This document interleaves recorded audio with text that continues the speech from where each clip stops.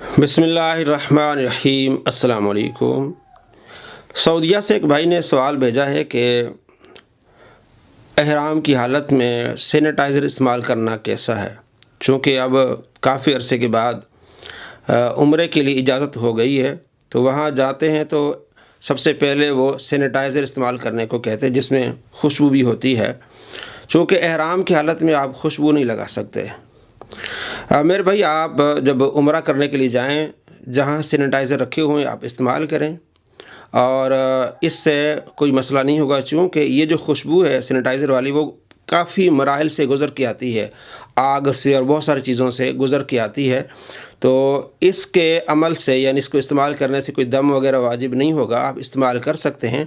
और ये हालात भी ऐसे हैं, तो फ़ुक़हा ने और मुफ्तियान किराम ने इस चीज़ की इजाज़त दी है कि आप उम्रे की हालत में सैनिटाइज़र इस्तेमाल कर सकते हैं।